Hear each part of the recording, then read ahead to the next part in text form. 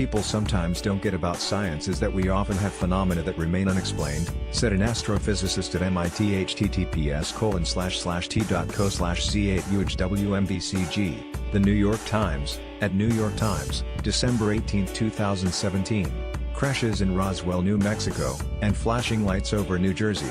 For decades, people around the world have looked up at the skies and reported mysterious unidentified objects, UFOs. But are these sightings signs of alien visitation? And are they truly unexplained?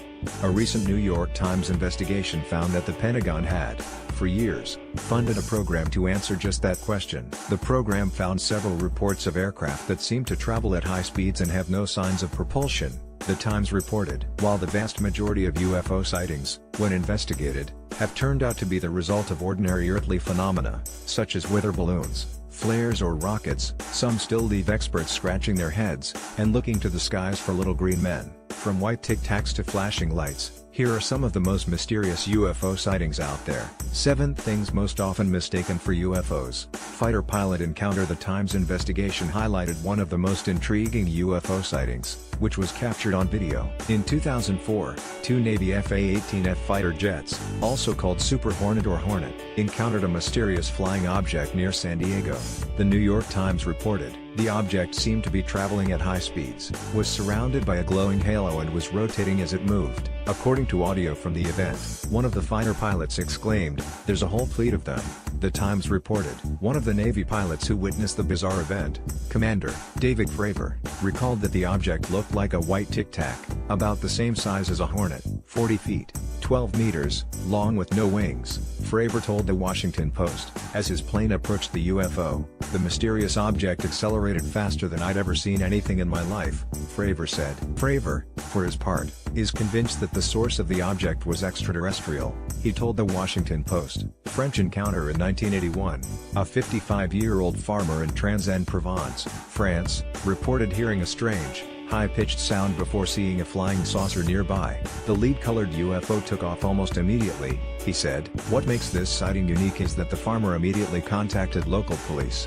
who took soil and plant samples, according to a report of the incident. Experts from France's UFO investigating body, formerly called Groupe d'études et d'information sur les phénomènes aérospatiaux non identifiés, Japan, said the chemical evidence was consistent with heating of the soil and pressure from a heavy object. They also found traces of zinc and phosphate and evidence of abnormalities in the plants nearby. However, skeptics said the smooshed plants could have been caused by tires, and cars had been heard traveling in the area around the same time as the farmer's sighting.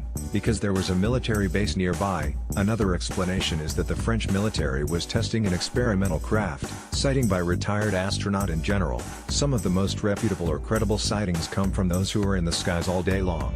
Pilots and members of the military. The National UFO Reporting Center, NUVRC, logged one such sighting in 2013, Vice reported. Late in the evening in 2013, the man, a former commercial pilot, fighter pilot and astronaut, was looking at the sky with his family in Athens, Texas, when he noticed what looked like an orange, glowing fireball. "When I looked up into the sky, I saw a fairly large, orange, glowing orb moving rapidly overhead, at, right about 90 degrees of elevation," the man reported to the NUVRC. After a few minutes, a group of 3 similar objects followed the same flight path. 3 minutes later, 2 more objects flew along that same route. The objects gave off no sound and seemed to glow from atmospheric heating, the man reported. He and his family attempted to record the objects using their iPhones, though the grainy, dark video was difficult to decipher, he said. They moved much faster than orbital satellites, International Space Station, for example, or airplanes, but much slower than meteors and did not change brightness as a meteor would upon entering the atmosphere, the man said in his call. "I have no explanation for what we saw." Lights over Mount Shasta. Another report from the NUVRC came from an airline captain who was flying between Los Angeles and Portland, Oregon, when he noticed glowing blue lights over Mount Shasta in California that appeared much brighter than the stars typically do in the area. The 2 lights were approximately an inch apart in the windscreen and the size of normal stars, the captain noted in a report. Then, one of the stars just dimmed out over about a 10-second time span, followed by the other one dimming out completely in about 10 seconds also. The lights were stationary, so they were not falling stars or satellites, he said. UFO quiz.